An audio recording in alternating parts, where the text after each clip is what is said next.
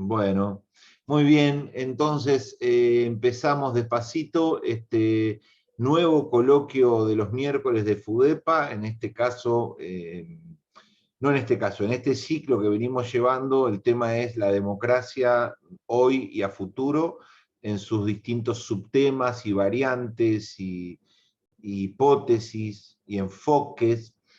La dinámica para las personas para los invitados, para Carlos y para algunos otros que es la primera vez que participan, es una dinámica de máximo 90 minutos en total, incluido el debate final, en donde vamos a tratar hay 4 expositores comprometidos hoy, no sé, no es habitual que lleguemos a 4, habitualmente escuchamos a 2 o a 3, depende de la extensión. Tienen entre 15 y 20 minutos, como ya saben, les ha tocado un autor, una conferencia, una temática para compartir hoy.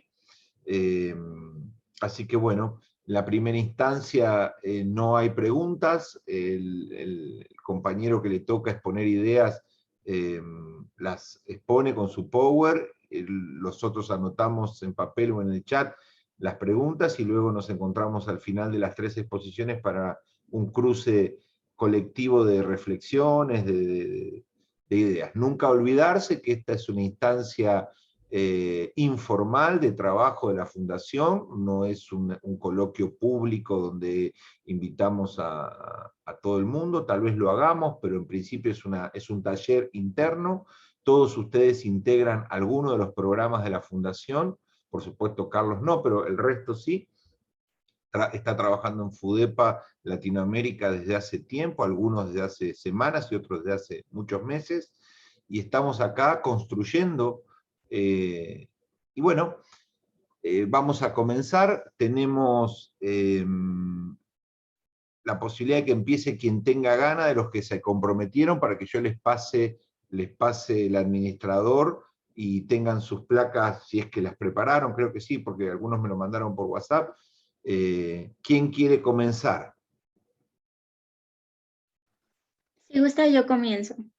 Bueno, perfecto. Te paso el administrador, ¿te parece bien? Sí, está perfecto, sí, por favor. Bueno, perfecto. Ahí va, Madeline. Espérame que hacer de hospedador. Aquí. Escúchame, Madeline. Mientras hablas, hay mucha gente entrando.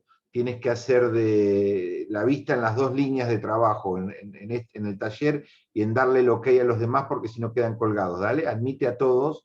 No José, quiero... ¿es posible transferir o dejar que comparten pantalla sin pasar al administrador? Tenés que ir a seguridad y ahí Ahora, podés... ¿es algo sencillo de hacer ahora, Patrick? ¿O lo hacemos para la próxima? Capaz te mando un video después, más Listo, fácil. Te mando un mandame video de WhatsApp. un tutorial o un paso, entonces no trabamos acá. Listo, Madeline, acuérdate de los invitados y capaz que para el miércoles que viene lo arreglamos. Madeline, como siempre, cuando te falten 3 minutos te interrumpo y te digo te faltan 3 minutos. ¿Está bien? Adelante, amiga, gracias. Claro que sí. Acuérdense todos de presentar su nombre y su nacionalidad antes de comenzar, porque después tomamos parte de esos videos para hacer otros materiales. Adelante, amiga.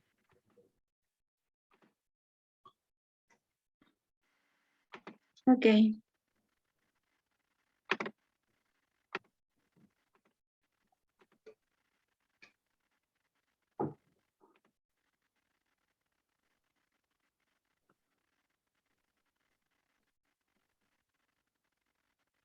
Estás al mando, ¿eh? Sí, un segundito. Sí. Mientras tú hablas, mientras tú te preparas, gano tiempo, como dicen acá en televisión, estira, porque está Magalí Robert allí, y yo la quiero saludar, porque muchos no la conocen, creo que es la primera vez que viene al coloquio de los miércoles, o ha venido uno hace rato. Hola Magalí, ella es parte de uno de los programas de FUDEPA, pero aquí en la sede física, lo poco físico que le va quedando a FUDEPA, y pues ha hecho una especie de monstruo virtual. Bueno, hola Magalí, ¿cómo estás, amiga? Y es parte además del Consejo de Administración de nuestra fundación, esa autoridad, así que no hablen mal de ella. Avancen.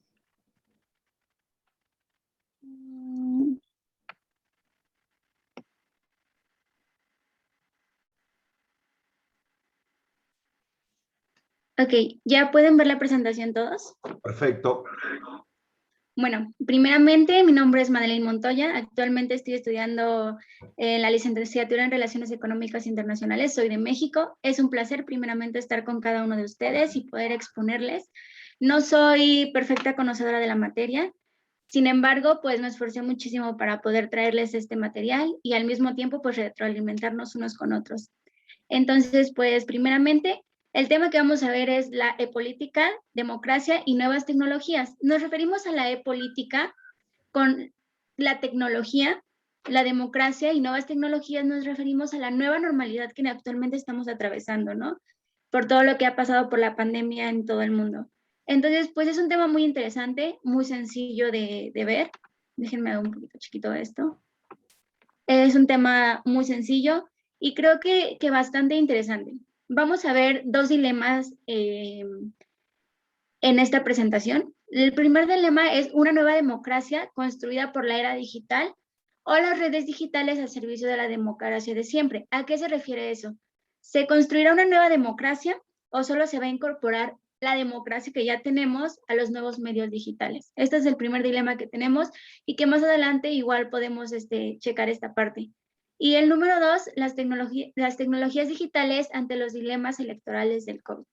¿Cómo ha trascendido esto desde que ha ocurrido lo que viene siendo la pandemia del 2019? Bueno, dejen aceptar a dos personitas. Ahora sí. Por ejemplo, tenemos el nuevo nacimiento de la cultura digital y sus etapas evolutivas. Hay 5 etapas desde que inició la cultura digital. Que tenemos la primera de 1960 a 1969, es la gestación privada y secreta de la red. En 1972 y 1990 tenemos la gestación científica y privada de la red. En 1990 a 1999 tenemos el ciberoptimismo. Esto se da en los países desarrollados, cuando empiezan a tener la idea de crear nuevos proyectos, nuevas ideas, y ellos sienten que esas ideas que ellos tienen van a resolver sus problemas, o esos nuevos inventos van a resolver sus problemas. Y tenemos las etapas más importantes, que es las que vamos a hablar, que es la 4 y la 5. Desde el 2000 al 2019 tenemos el ciberpesimismo y en el 2020 tenemos la nueva era de eclosión digital de la democracia. En la etapa 5 es una transición hacia la desilusión del ciberoptimismo. Todo se convierte como en algo que empieza a ser un poco difícil para esta nueva era porque empiezan a surgir los hackers, empieza a surgir que ya no puede ser como tan seguro este tema de la cultura digital. Entonces se pasa al ciberpesimismo y tenemos la última etapa que es la etapa 5.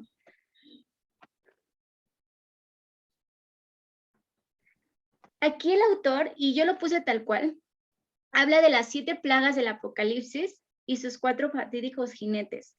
¿Por qué lo dejé tal cual? Porque me parece un tema muy interesante. Prácticamente son desventajas que han ocurrido y tenemos, por ejemplo, lo que ha sido la información falsa, la vigilancia y la violación de la privacidad digital, como ha ocurrido en todo este tiempo con aplicaciones como Facebook, Instagram, que ya están violando nuestra privacidad. El populismo como expresión de emociones sin discurso racional, la trivialización, cooptación de cámaras eco, polarización del discurso de odio. ¿A qué nos referimos con cámara eco? Se refiere a las situaciones en las que las creencias se amplifican o refuerzan mediante la comunicación y la repetición dentro de un sistema cerrado. Tenemos también el activismo de clic limitado a la red y una nueva élite política. Esta élite política muestra los 4 fatídicos jinetes, que es Google, Amazon, Facebook y Microsoft. Entonces, prácticamente aquí habla como de esas desventajas que han surgido y por qué lo llamamos el ciberpesimismo y cómo esta nueva eclosión digital de la democracia puede en un momento traer sus desventajas. Y bueno, aquí tenemos una tabla que muestra una nueva democracia construida por la era digital o las redes digitales al servicio de la democracia actual. Tenemos, por ejemplo, los más medios tradicionales, que estos son la radio, televisión, la prensa, el cine, los que actualmente existían antes de que existieran las new media, que son Facebook, Twitter, email, YouTube, todas esas aplicaciones que actualmente pues están funcionando y están teniendo pues un gran impacto en la sociedad. En las más medias tradicionales tenemos las condiciones a la economía del mercado. Digo, están condicionados a la economía del mercado. Y en las new medias tenemos libres y de contenido sin compromiso. Entonces, esto quiere decir que en las tradicionales estábamos condicionados y ahora ya tenemos un libre contenido. En las más medias había una alianza limitada a territorios locales o a veces nacionales. Por ejemplo, la televisión se expande por mucho en un solo país, ¿no? Sin embargo, las news medias ya tienen alcances a cualquier escala global, lo que ha impactado grandemente en la sociedad y en temas democráticos. En las más medias solamente podrían participar profesionales. Ahora pueden hacerlo principiantes. También tienen las más medias tienen barreras altas de ingreso y los new media no tienen barreras de ingreso. En los más medias se utiliza un lenguaje técnico y en los new media utilizamos ya un lenguaje estándar más comprensible para todos, a diferencia, por ejemplo, de los más media, que a lo mejor muchas personas no entendíamos este lenguaje técnico que se utilizaba. También está al alcance del propio medio de difusión en los más medias, como los radio, la televisión, y en las new media está al alcance de toda parte del mundo. Por otra parte, también tenemos la información secuencial y seleccionada. Estos en la otra parte pueden ser no secuenciales y también son arbitrarios. Los emisores en los más medias son los protagonistas y en las new media el receptor se vuelve el protagonista.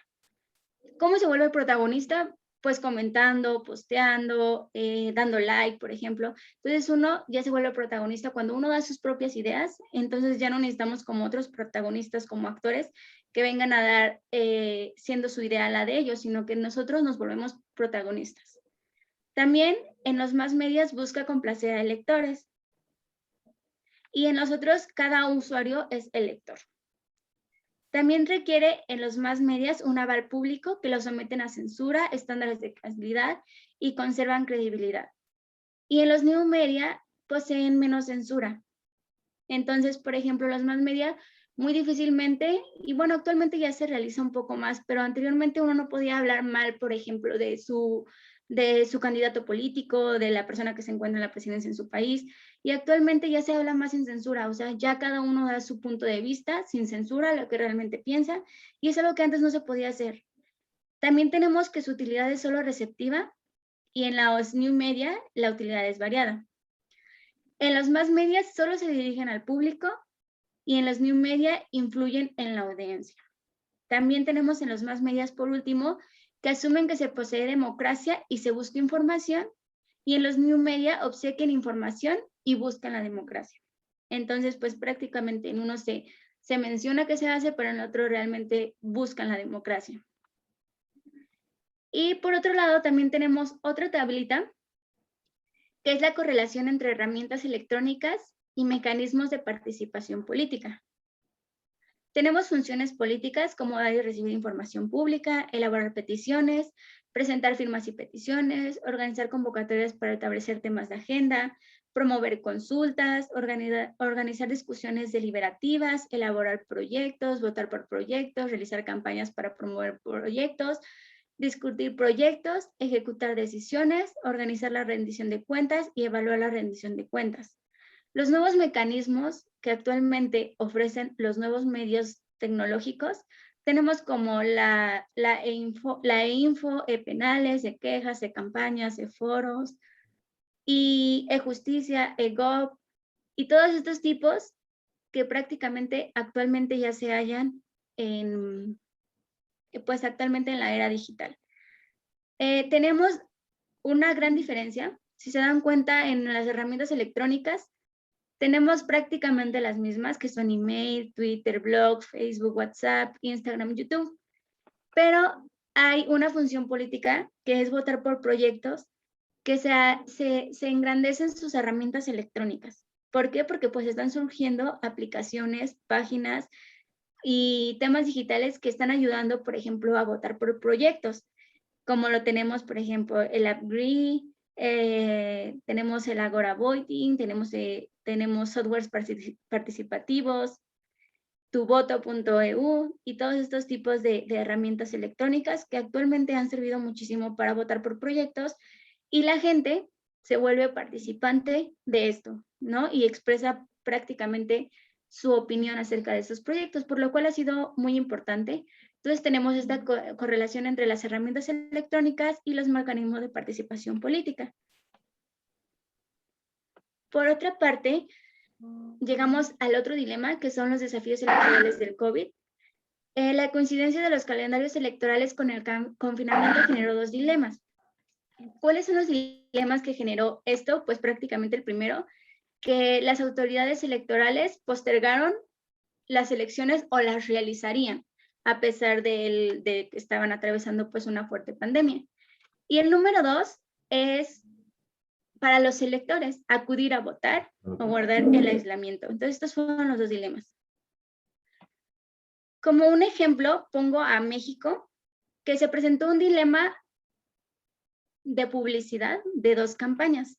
El primero era Quédate en casa, donde nos decían que nos quedáramos en casa, que nos saliéramos, pero era prácticamente en temas, por ejemplo, como fiestas, como restaurantes, todos estos hubo un gran confinamiento.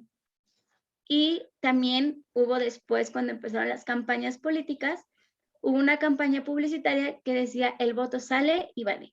¿Por qué? Porque creó una discrepancia entre salir a votar está bien o no, salir a votar es seguro o no. Entonces, por esta parte, estas dos estrategias publicitarias que fueron promovidas por el INE en México, respectivamente, pues crearon una confusión en el mexicano si salir a votar era bueno y qué otras alternativas teníamos para votar. Si no podíamos juntarnos, si teníamos un aforo máximo, si teníamos que guardar la sana distancia. Entonces, pues estos fueron los grandes dilemas que se presentaron y que presentó prácticamente el gobierno al tener estas dos campañas publicitarias.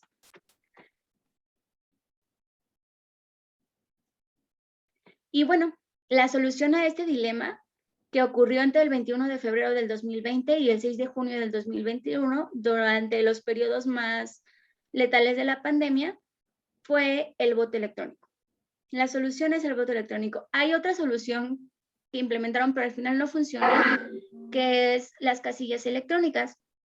Pero no funciona porque al final de cuentas tienes que ir a formarte y únicamente votar por medio de un electrónico que te ofrecen ahí mismo.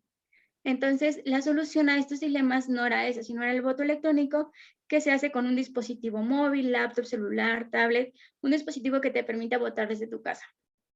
¿Qué sucedió durante estas elecciones y durante estos dilemas?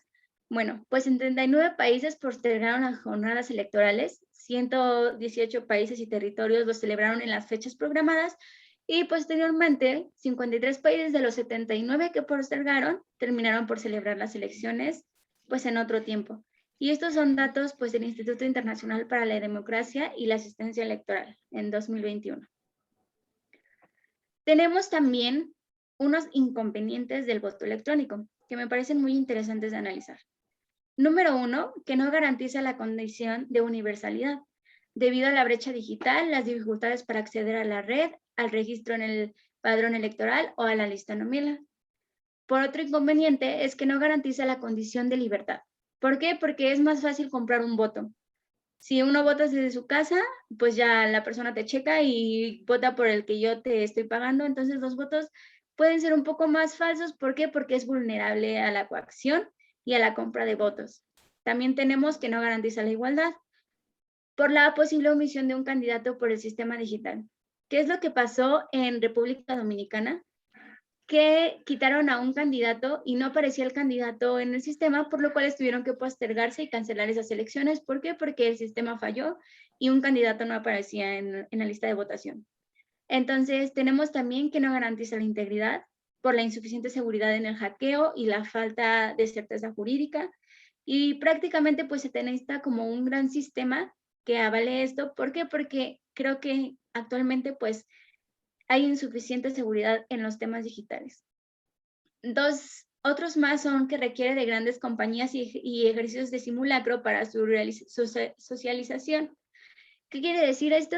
Que no pueden lanzar únicamente la campaña y decir ahora todos vamos a votar por nuestras casas, porque pues prácticamente no estamos diseñados, no estamos aptos para eso, no estamos capacitados. Tendrían que hacerse simulacros para ver que funcione, para ver que todos cuentan con las herramientas para realizarlo.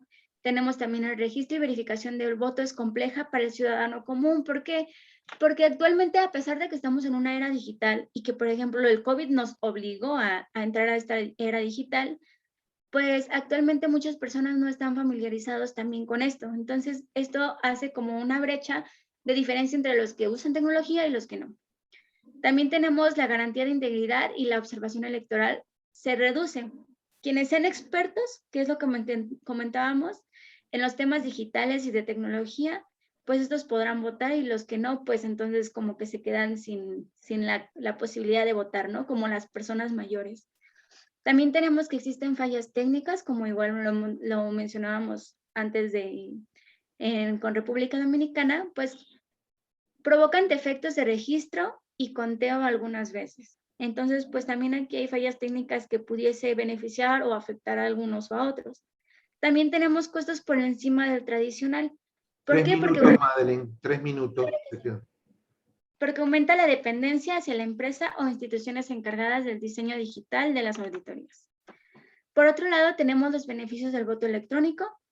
Igual aquí los voy a mencionar rapidísimo, ya nada más faltan creo que 2 diapositivas, que es la eficacia y la eficiencia de organización electoral, que no requiere alta formación política del elector. También hay una motivación para votar. ¿Por qué? Porque ya estás a la comodidad de tu casa. Inmediatez y bajos costos, ya no tienes que acudir hasta las casillas, hasta las urnas. También se eliminan errores de omisión.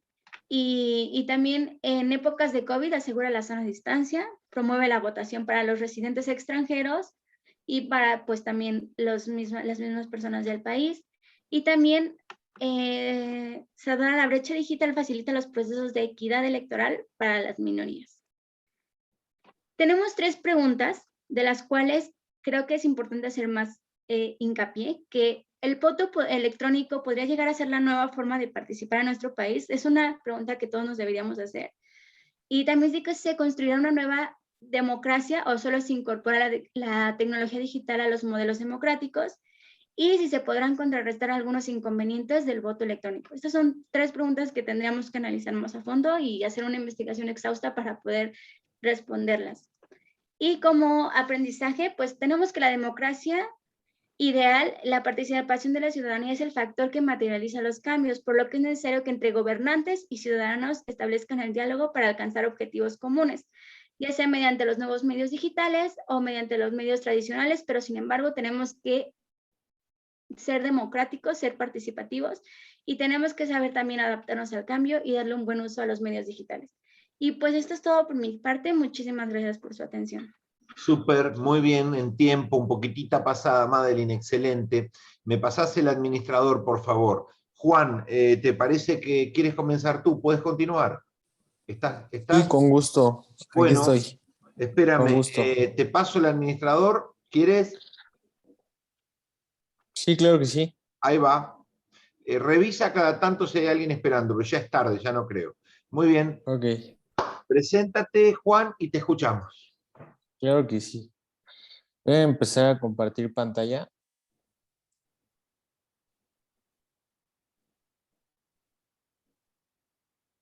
Listo, ya se ve.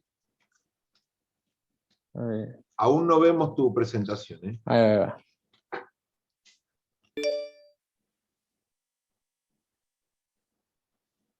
Ahora sí. Listo. ¿Listo? ¿Ya logran ver mi pantalla? Sí. Ok.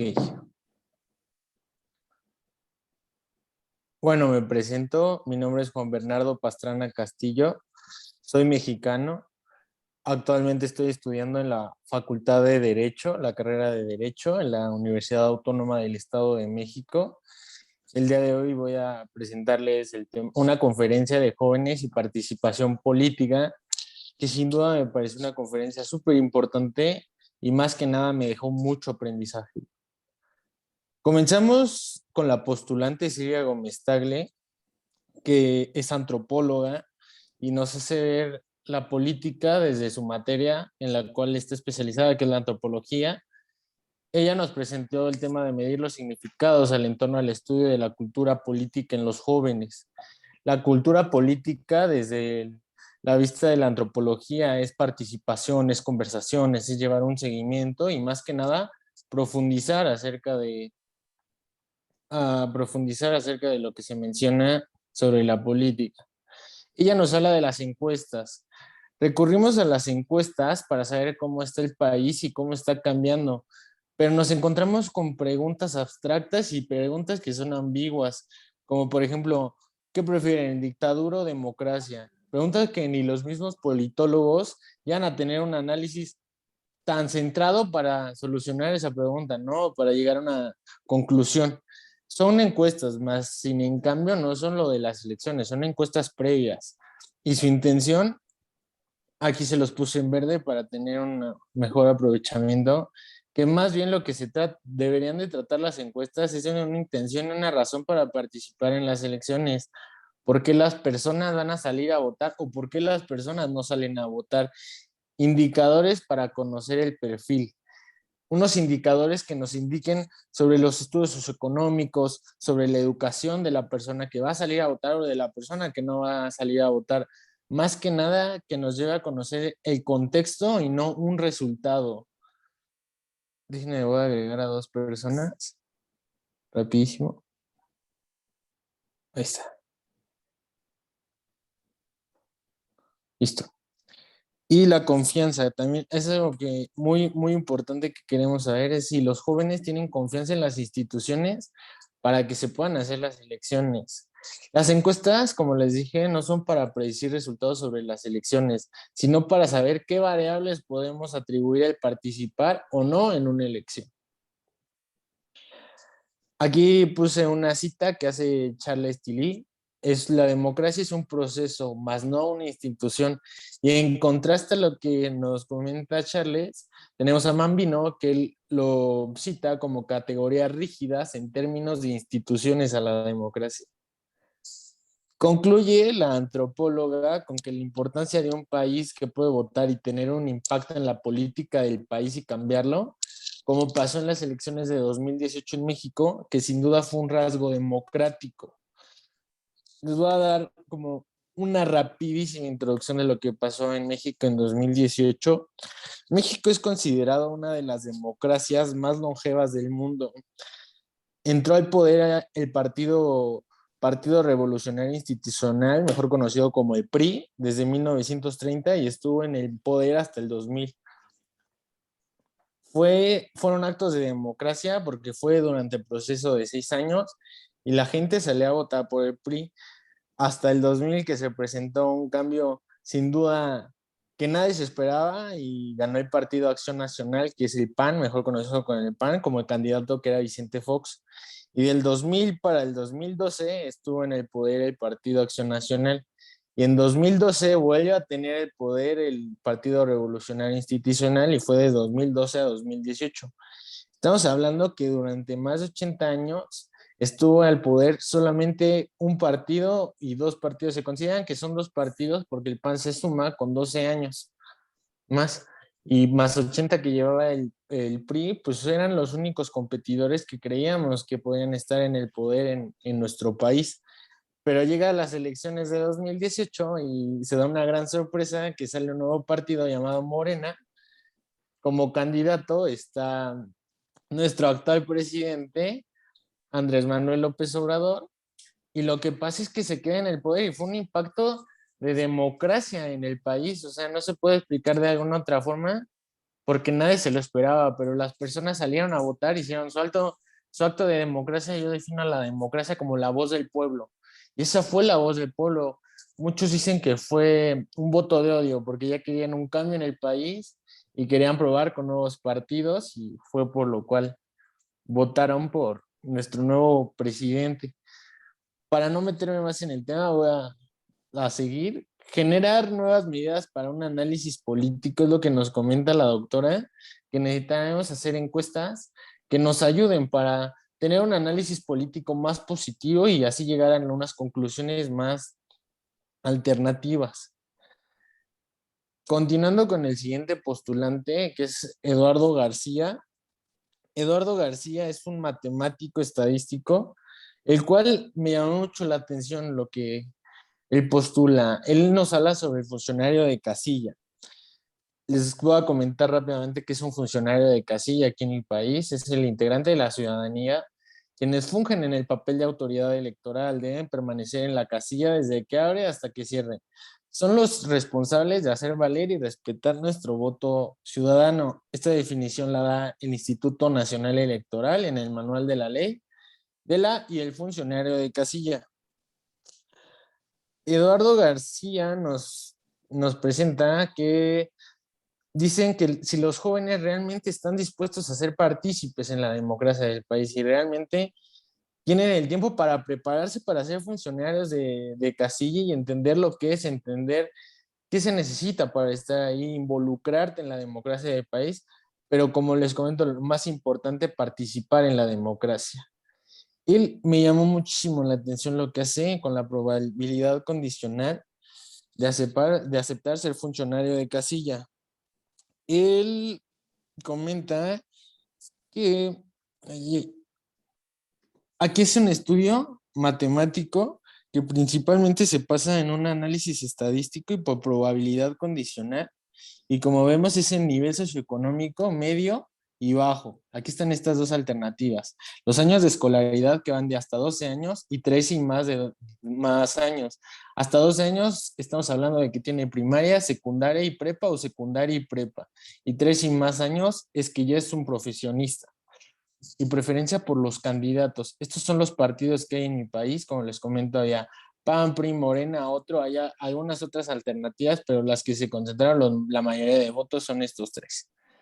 Estamos hablando, un ejemplo que a mí me llamó la atención, es que podemos ver que la probabilidad condicional nos dice que las mujeres son más partícipes en la democracia al ser funcionarias de casillas, que por ejemplo, si podemos ver todas las probabilidades condicionales que hay, las mujeres tienen un poquito, por ejemplo, aquí el primero que nos dice la preferencia de ser candidato al PAN, siendo mujer, la mujer tiene 47% de probabilidades de que sea funcionaria de casilla, mientras que el hombre tiene un 40.3 posibilidades de ser funcionarios de casilla.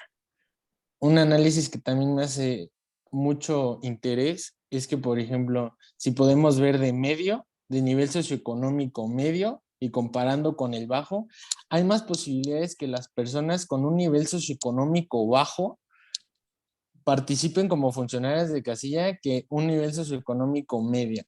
Entonces, este análisis hizo fabuloso que lo retomara y sin duda, ¿cuál es el porcentaje de que una persona y un joven acepte ser funcionario de casilla? Continuamos con el siguiente presentador, que fue Oniel Francisco Díaz Jiménez. Él habla de independencia partidista, de la movilización cognitiva y el compromiso de los jóvenes.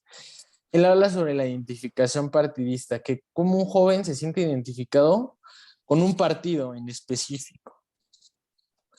Aquí cita a Russell Dalton, que nos comenta: los electores a menudo tienden a votar por los candidatos y partidos con los cuales se logran identificar. La gente que se identifica con los partidos tiende a ser más participativa en las elecciones. No hay que ser pesimistas tampoco. Los electores independientes, ¿a qué se refiere cuando hablamos de electores independientes? Más que nada es que no se identifican con los partidos que están durante las elecciones, que no tienen una idea clara y no logran identificarse con ellos. Cita también a Russell Dalton y dice: mientras la gente se despartidiza, hay una deslealtad en los sectores que votan por un partido y luego por otro. O sea que estas elecciones votan por uno y dentro de 6 años logran votar por otro y dentro de 6 años votan por otro. Hay una deslealtad en el ser partidista. También favorece a que haya más partidos y se genera una fragmentación de partidos y no tener nada más las 2, 3, 4 opciones, sino que generen más partidos y que tengamos más opciones. Él dice que no hay que ser pesimistas, que no todo es como de que todos los jóvenes no se inclinan por ser partidistas, sino se van como una teoría de la movilización cognitiva. Él menciona en la teoría de la movilización cognitiva que los ciudadanos más jóvenes, las generaciones más escolarizadas tienen un mayor interés en la política. Cuentan con medios de comunicación, redes sociales, acceso a la información, y más que acceso a la información, la capacidad de procesar la información política.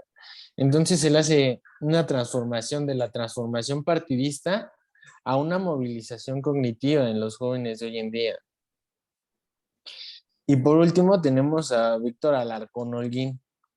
Él es un politólogo, el cual nos menciona que se necesita una tutela para que los jóvenes los guíen, para que haya un guía. Desde una visión política jurídica, él menciona que, ¿por qué no somos partícipes en las decisiones de nuestro país? Porque somos menores de edad. Acá en la mayoría de edad son los 18 años. A veces un joven tiene 16, 15 años. Entonces se consideran menores de edad, son inexpertos, no tienen contextos de las buenas prácticas, no tienen una incidencia en el discurso, ni mucho menos en los debates. Él menciona que la participación política no se guía solamente a recibir becas o empleo, sino que va más allá de eso. Sí, pero no. Aquí hace una paradoja de sí, pero no. La Constitución política de los Estados Unidos mexicanos menciona que permite la elección de diputaciones con una edad de 25 años y 25 para ser senador en nuestro artículo 58 de la Constitución política de los Estados Unidos mexicanos. Más no obstante, la presencia de jóvenes ha ido en franco descenso, ya que los partidos políticos persisten con la acción de postular a personas con mayor experiencia y formación política. Ellos hablan por mí, pero ¿cuándo voy a hablar yo? Esa pregunta me gustó muchísimo. ¿Qué pasa en México? Estos son estados de la República, como Chiapas, Colima y la Ciudad de México. En Chiapas esto me llamó muchísimo la atención, hay diputaciones de los partidos políticos. Deberán postular jóvenes de 21 a 29 años, por lo menos en 3 fórmulas de la mayoría relativa para ser diputado. En Ciudad de México, cada partido político incluir 7 fórmulas de personas jóvenes entre los 18 y 35 años. Aquí hay un margen un poquito más amplio. Y en las plantillas de concejalías de las alcaldías, incluir una fórmula de jóvenes. Cuando hablamos de las alcaldías, es como se divide la Ciudad de México. Aquí en el estado de Colima, es postular a un 30% de sus candidatos para jóvenes entre 19 y los 29 años de edad. Aquí una propuesta de solución a que haya más participación en el ámbito político en los jóvenes es convencer a los partidos políticos para que den el acceso a una cabal integración al sector joven dentro de la vida pública nacional, superando finalmente todos los prejuicios y estereotipos que hay hasta la fecha hacia los jóvenes. Otra propuesta son alternativas y acciones encabezadas por grupos juveniles tratando de competir mediante candidaturas independientes. Esto ya últimamente se ha hecho más presente. Y para concluir, quiero hacer 3 preguntas que la verdad se hicieron que abarcaban todo mi tema y son: ¿los jóvenes en realidad quieren participar en el sector político del país? O sea, incluyendo a todos los jóvenes. ¿En verdad mostrarían algún interés en participar o solo es un grupo selecto? ¿Qué porcentaje es? ¿Qué características tienen? ¿Qué características socioeconómicas? ¿Qué características refiriéndonos a educación? ¿Qué hacer para ser más partícipes como jóvenes en la política? ¿Qué hacer para ser más partícipes como jóvenes en la política? No estoy diciendo que en mi país no tengamos participación en la política, pero ¿qué podemos hacer nosotros para ser más partícipes como jóvenes? Y la última que hice y que me pareció muy interesante es: en los países de Latinoamérica pasa la misma situación, concretando que somos de distintos países y que tenemos aquí varias personas que vienen de distintos países, saber si en los distintos países se genera también esta pregunta y si es la misma situación que pasa aquí en México. Gracias, Juan. Perfecto, justo con No, el ¿de tiempo. qué?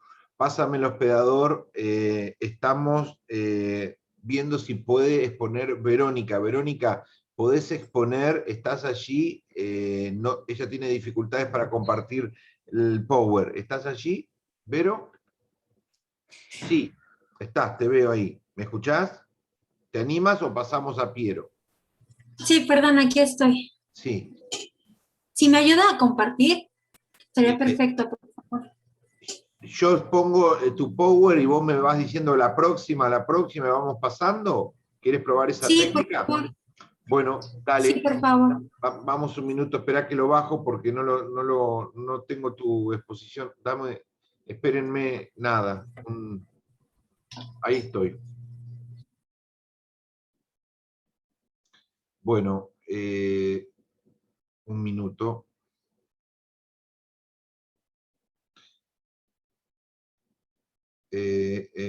Entonces, yo tendría que compartir acá mi exposición, sería mía, digamos, en este caso, ¿no?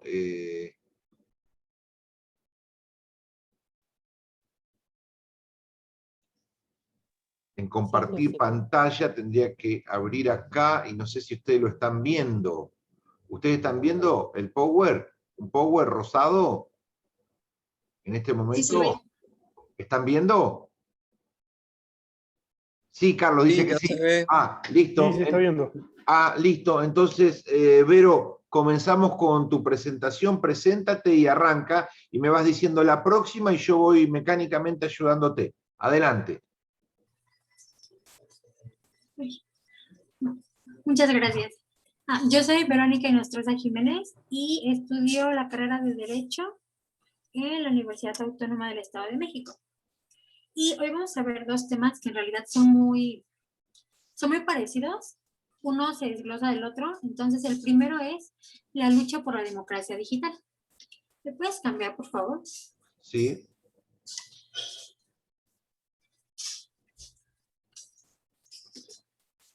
Ok. ¿Estoy bien?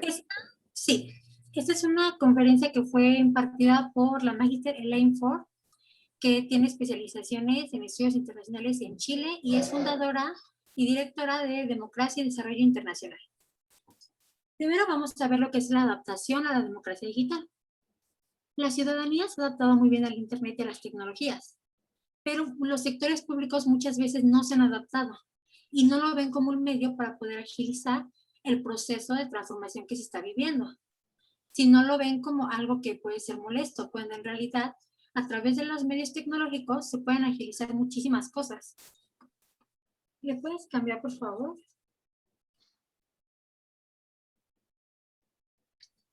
Ok, el proceso de transformación. La que imparte la conferencia dice que hay que exhortar a nuestras autoridades a capacitarse y regularizarse con los medios tecnológicos, pues esto traerá una agilización en la democracia digital y en el desarrollo del gobierno y de la sociedad. También dice que tiene muchísimos aportes relacionarse con la tecnología. Dice que no se puede negar que los aportes son muy favorables para la humanidad. El Internet, ya que la mayoría de las personas en el mundo está conectada y es más fácil llegar a ellas por los medios electrónicos que por otros medios. ¿Le puede cambiar, por favor? Bueno, ahí. No, fui para el otro lado. Y no es para el otro. Perdóname. Espera. No me anda. Vamos, chiquita.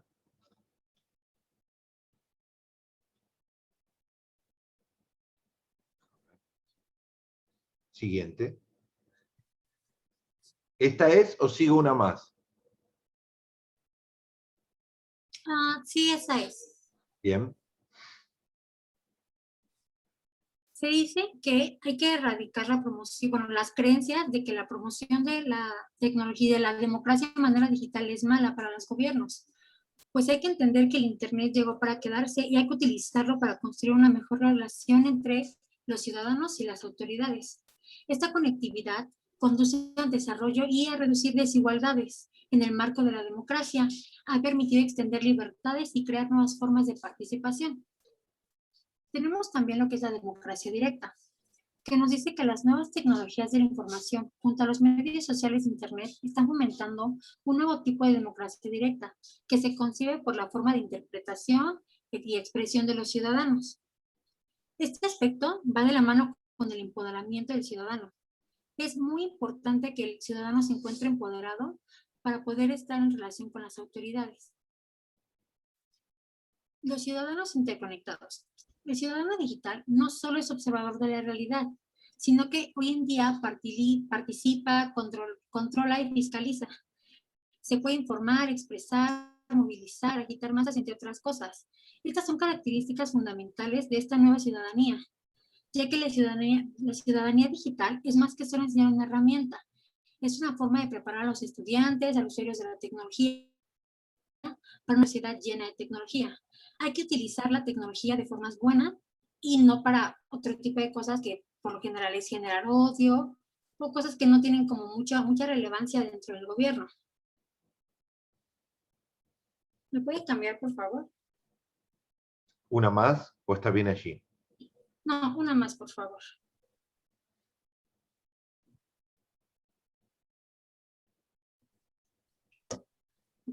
La democracia en el momento actual. Vamos a como abonar muy bien en lo que es la democracia digital.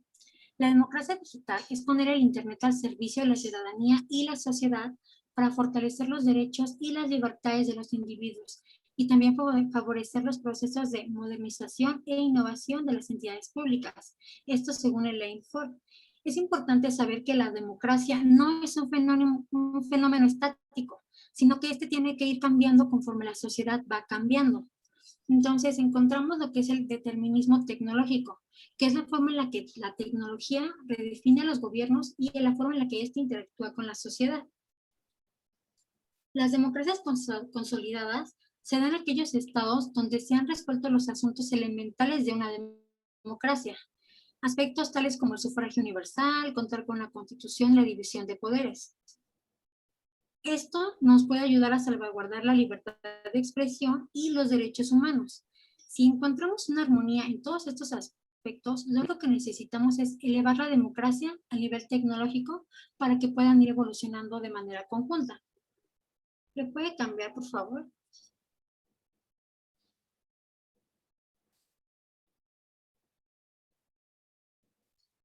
¿Cómo llegamos a poner la democracia al mismo nivel digital? Bueno, tenemos que analizar el nivel de las políticas públicas en cuanto a la transparencia, el acceso a la información y a la política y la participación ciudadana.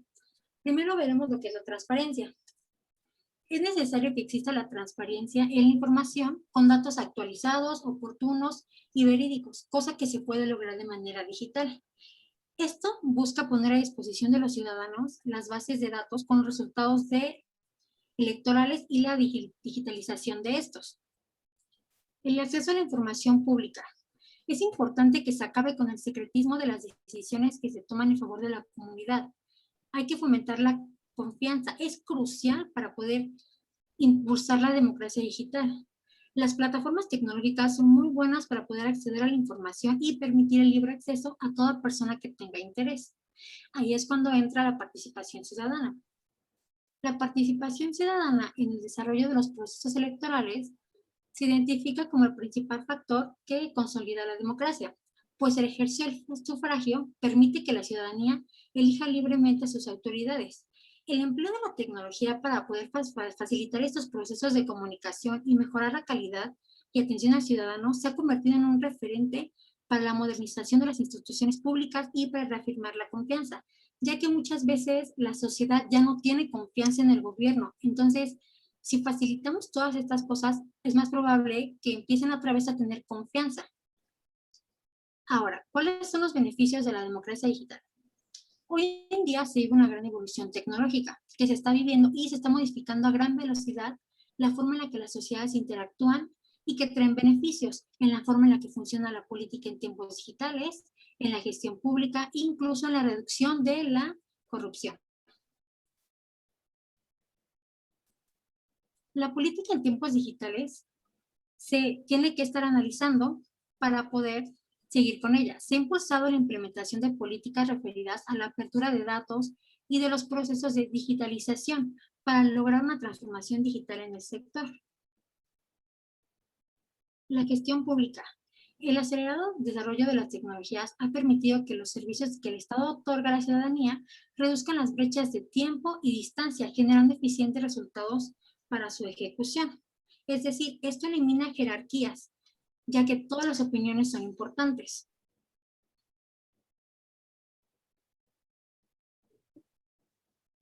La gestión pública nuevamente vemos que se hace más eficiente por el acceso a las políticas públicas, trae un incremento de la participación ciudadana y una horizontalidad entre los ciudadanos y autoridades. Si los ciudadanos pueden hablar o expresar su opinión de manera virtual, las autoridades pueden conocer todas las opiniones de las personas de manera igual. No existen jerarquías de esta opinión importa más, no, sino que todo el pueblo lo ven de la misma manera. ¿Cómo se reduce la corrupción a través de la democracia digital? Bueno, sabemos que la corrupción afecta la forma de la democracia en muchos países de América Latina.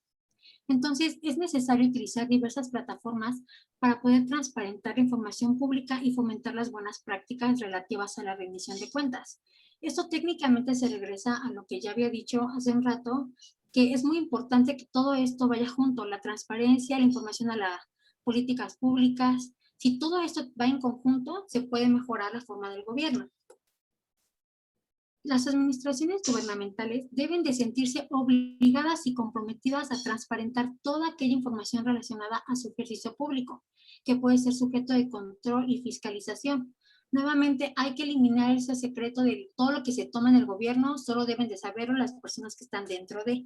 No, todas las personas tienen el derecho de conocer qué es lo que está pasando y qué se está haciendo. Entonces, es por eso que es importante que exista transparencia. Si hay transparencia, se conoce más lo que se está haciendo y podemos evitar un poquito lo que es la corrupción que azota a nuestros países. También encontramos que hay muchos riesgos en la desinformación por lo mismo de la tecnología. El auge de las redes sociales ha contribuido a la desconfianza de la democracia y a los partidos políticos, trayendo consigo populismo que fomentan odio y ataques hacia el gobierno, lo cual tiene como consecuencia una ruptura entre el gobierno y los ciudadanos. Entonces hay que empezar a regular eso. ¿Me puede cambiar ahora? Sí, gracias. ¿Cómo contrarrestamos esto? O las famosas fake news. La investigación por parte del ciudadano es crucial para la erradicación de todas estas. Es importante revisar datos como la página que está compartiendo la noticia, el autor, el año. Si revisamos todas estas y comprobamos que son verídicas, podemos compartir noticias, ya que muchas veces comparte la gente noticias y crean el pánico colectivo cuando en realidad son noticias falsas. Entonces es importante fomentar la concientización de las personas antes de compartir noticias. Vemos que puse una imagen que presenta la señorita Elaine Port, que son los pilares de la democracia digital. Todos estos van en conjunto, lo que es la información. La información tiene que ser transparente y verdadera. Tiene que existir una interacción entre los ciudadanos y una colaboración entre los ciudadanos y las autoridades, que trae consigo lo que es la participación ciudadana, y esto nos lleva a lo que es la democracia. Todo esto en conjunto va a hacer que los gobiernos vayan mejorándose y desarrollándose más. ¿Me puede cambiar, por favor? Okay. ¿Cómo vemos la política en estos tiempos digitales? Bueno, los políticos han ido adaptándose a las nuevas herramientas disponibles en la red justamente para poder influir en la esfera pública y conseguir nuevos partidarios y finalmente ganar elecciones. Las múltiples características de los medios sociales como Facebook, Twitter, Instagram, todas esas redes que conocemos hoy en día han facilitado el fortalecimiento de la democracia en términos de flujos de ideas, libertad de expresión de los individuos, forma de asociarse y movilizarse para identificarse con alguna política. Hoy en día es muy común cuando hay campañas que veamos todas las campañas por medio de las redes sociales, incluso muchas veces crean cancioncitas, bueno, al menos aquí en mi país, para que uno se vaya como familiarizando con los políticos que existen y puede decir, ¿sabes qué? Me identifico con este y voy a seguir a este. ¿Me puede cambiar? Vemos que con esta era digital están surgiendo muchos populismos. por la desconfianza que hay en la democracia como sistema político, la ciudadanía muchas veces no cree en los partidos políticos. Entonces, siguen todo lo que ven en redes sociales, lo que ha conllevado a la expansión de discursos nacionalistas y populistas, así como el surgimiento de nuevos líderes, tanto de izquierda como derecha, en términos ideológicos. Entonces, hay que buscar erradicar un poquito esto, porque muchas veces la gente sigue cosas que en realidad fomentan odio, fomentan homofobia, xenofobia. Entonces, hay que tener mucho cuidado y tratar de orientar a la gente para que siga cosas que respeten las libertades de todos. 3 minutos, Vero. Sí, ya casi acabo. Ya es que si era un poquito larga la conferencia, entonces traté de resumirlo lo más. Sí, por favor.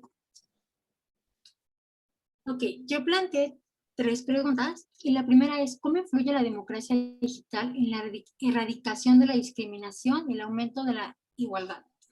Bueno, conforme en los países la brecha digital vaya disminuyendo, el acceso a Internet va a permitir mayor inclusión de aquellos grupos marginados, minoritarios, vulnerables o con discapacidad. Se busca construir una sociedad digital que integre más a los ciudadanos que no puedan ir de manera personal. ¿Le puede cambiar? Sí, ¿gusta también cambiar esa? La segunda, ¿qué es el empoderamiento ciudadano? Bueno, es uno de los grandes logros que ha traído esta revolución tecnológica. La ciudadanía se empodera en diversos factores que influyen en las sociedades y cada vez las conecta más, dado que existe una mayor interacción entre los individuos y la autoridad. Eso facilita nuevamente lo que es que el flujo de información vaya surgiendo y eso es bueno para que las autoridades sepan qué tienen que hacer y qué no tienen que hacer conforme a lo que está sucediendo en la sociedad. ¿Le puede cambiar, por favor?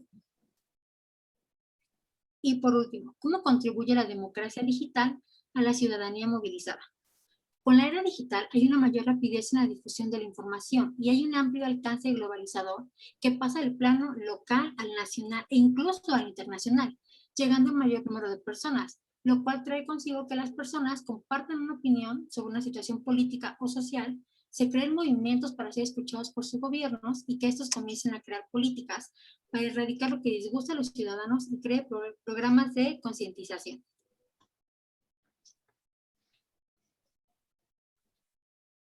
Aquí puse un pequeño ejemplo de lo que es la ciudadanía movilizada, que es el caso de George Floyd en Estados Unidos, que fue por un problema de discriminación racial. Entonces, la gente creó un movimiento para que las autoridades pusieran un alto y se empezara a buscar una forma de que ya no existieran abusos ni por parte de las autoridades hacia las personas de raza negra, ni de las mismas ciudadanos que muchas veces también atacan a las personas de esta raza. Entonces, con esta era tecnológica es muchísimo más fácil encontrar gente que comparte nuestras ideas y poder cambiar ciertas cosas que hemos venido arrastrando, como es esto de la discriminación.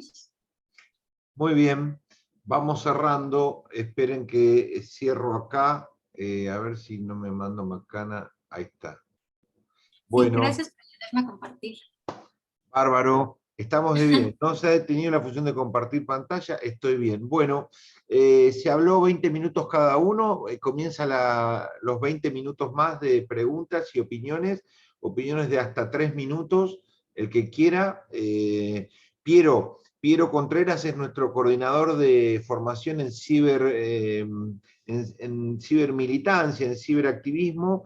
Tiene su ponencia hoy sobre historia del movimiento de ciberactivismo y evolución. Piero, ¿me permitís pasarte para el miércoles que viene para dejar un espacio para el debate? ¿Podemos postergar tu ponencia, si sos tan amable, no lo tomás a mal? No, no hay problema. La próxima semana entonces hago la presentación.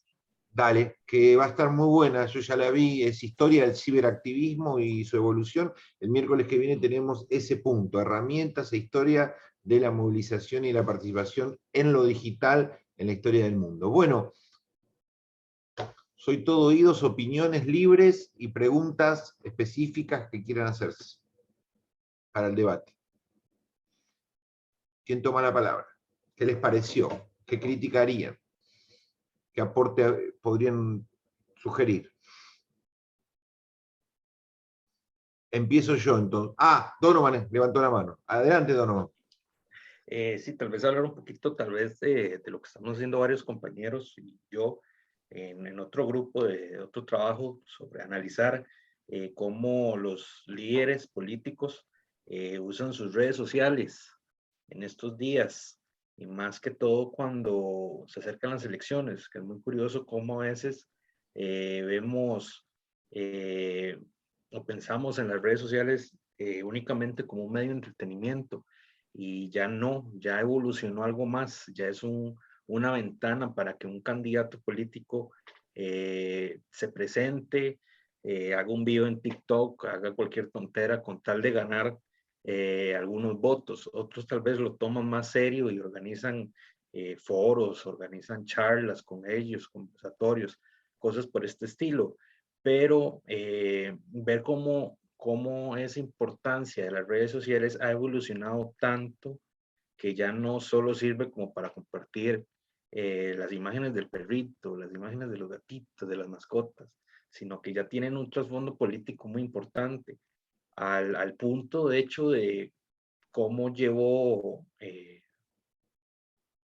a Donald Trump a la presidencia, cómo Donald Trump, utilizando una red social y los datos de esa red social, que se supone que eran privados, pero bueno, los utilizó para llegar a un puesto de presidencia. Entonces eso me parece muy interesante, en cómo las redes sociales, cómo el Internet se ha ido metiendo en la política y en cómo funcionan nuestras democracias. Carlos. Hola, bueno, nada, aquí en principio quiero felicitar a todos, José, a todos los chicos, chicas, por esto, por la exposición tan aguda, por el trabajo que venís realizando, obviamente, nada, claramente invitarlos, obviamente, a ser parte y trabajar colectivamente en el Departamento de Ciencia Aplicada de la carrera, que José es un miembro activo. Y en principio me pareció sumamente interesante la temática, ¿no? José me había planteado, me había hablado un poco. Escuché atentamente todas, de todas tomo algo. Es interesante para pensar un poco la democracia, y ahí el compañero, perdón, Donovan, planteaba un poco la campaña de Donald Trump. Y es interesante pensar a la democracia, el sistema digital, a partir de la utilización de los datos, ¿no? Creo que parte de eso se estuvo debatiendo mucho hace un tiempo, cómo se utilizan los datos en la democracia y si los datos son propios o no. Claramente eso quedó marcado, que los datos son de las empresas, no son propios, y todos los likes o los big data que utilizamos, cómo se puede reconfigurar para poder orientar prácticas y conductas de los individuos a partir de este sistema, ¿no? Me pongo a reflexionar y a pensar el sistema de partidos, cómo se modifica el sistema de partidos y cómo modifica, obviamente, el sistema electoral. Eso creo que quedó claro. Cómo un poco hablamos de los partidos políticos y el acceso. Yo creo que hablaba muy bien hoy, creo que Verónica, en la accesibilidad, porque hoy hablamos de las redes sociales, pero ¿qué público puede acceder a la era digital? Las minorías, ¿no? Pueden acceder a la era digital, pueden acceder a esto. Bueno, son interrogantes que nos va dejando este sistema. Y si hablamos un poco del voto electrónico, creo que algo muy debatido acá en Argentina, muy debatido, y obviamente en el mundo, y que fue criticado, y muchos países europeos salieron un poco de ese paradigma, pensar un poco en el rol de los partidos políticos y el sistema de fiscalización. Eso nos deja muchos interrogantes, pero me parece que lo que viene es la tecnología y la democracia y la nueva forma de relacionarnos, ¿no? En la política. Y me parece que es brillante pensarlo, reflexionarlo y saber qué otro concepto nosotros podemos aportar a este sistema, ¿no? De distintas disciplinas. Así que nada. Gracias, Carlos. Excelente, y los felicito. Bueno, yo quería decir una cosita, una crítica a la posición no de Verónica, sino de los autores que trabajó Verónica, porque estaban claro, Vero, que planteabas un mundo ideal, donde las redes siempre están al servicio del ciudadano, donde las redes siempre son positivas, o queremos usarla positiva, y yo creo que esa es una visión vieja, creo que es una vieja dentro de lo nuevo, digamos, ¿no? Creo que es una visión de antes de Cambridge Analytica, de antes de la problematización de los algoritmos y todo lo que va a traer Patrick en las próximas semanas. Estamos trabajando mucho en el tema de algoritmos y calidad de la democracia, con Patrick como coordinador, y vamos a aportar. Es decir, así como tuvimos una era original, global, de optimismo sobre todo lo que era Internet, todo era positivo, como bien lo marcó, creo que fue Madeline, que hizo una placa muy clara, de los 90 a los 2000, como una era donde la visión era completamente idílica sobre las redes, no sobre las redes, sobre la Internet global. A mí me parece que la posición de que las redes sociales solo empujan hacia una democratización y hacia la participación de la ciudadanía es también una visión ingenua, es también una visión poco problematizadora del doble filo, de lo riesgoso de las redes, de lo positivo, potente, valioso, democratizador que tienen, sin duda, que Verónica lo marcó en varias placas, y lo hizo muy bien, pero le faltaron 3 o 4 placas sobre los problemas que están teniendo las redes. Sobre lo mencionó, me parece más Madeline, sobre la cámara de eco, sobre el problema de la brecha digital, sobre el problema de la polarización. Entonces yo lo que creo que habría que sumar a Madeline y a Verónica es fundir las dos ponencias, lo vamos a hacer, para tratar de equilibrar un poco más los tantos, porque fíjense una cosa, ¿cuánto hace que las redes están dominando ya una parte del discurso de la escena política? Y ya llevamos por lo menos 10 años, 8 años, con todo ímpetu, 8 años está. En los últimos 8 años, en América Latina, el proceso de regresión democrática es notorio. El proceso de ausentismo electoral, menciono Colombia, plebiscito, menciono reforma constitucional chilena, votación mexicana sobre el tribunal de presidentes, el ausentismo por la crisis económica en la Argentina, las últimas PASO, por donde vemos en los últimos 10 años, es más, venimos de una mesa, algunos de ustedes me acompañaron, venimos de la mesa del Congreso Mexicano de Análisis Político, donde nuestra mesa de FUDEPA fue el tema del ausentismo, y lo que vimos todos los expositores es que el ausentismo crece, no decrece. El ausentismo, el desinterés electoral decrece en América Latina. Estos son datos duros, esto no es opinable. Lo que es opinable son las causas, por qué decrece, por qué cada vez menos gente va a votar. Ahora, tenemos más redes, más opinión, pero vamos a votar menos. Entonces yo pondría en discusión qué tipo de democratización están provocando las redes, que creo que un aspecto sí lo están provocando, y qué efectos no están teniendo las redes, que es efectivamente un ciudadano más partícipe electoralmente. Ese efecto no lo están produciendo. Eso es un dato. Primer elemento que yo pondría, ¿no? Sacarle la visión romántica de que las redes son un paraíso de la participación y la transparencia y problematizar sus costados más oscuros. Y lo otro que me pareció una pregunta demoledora, la de Juan, cuando al final dice, ¿realmente los jóvenes quieren participar? Le voy a dar una anécdota y con esto termino porque ya usé mi tiempo. En las escuelas de la Argentina, en decenas, en centenares de escuelas, los profesores que educan sobre democracia están todo el día tratando de artificialmente que los estudiantes armen el centro de estudiantes. Con un inflador, acá un inflador llama energía, para tratar de decirle a los estudiantes que se organicen y armen los centros de estudiantes, armen los delegados de curso, y no funciona.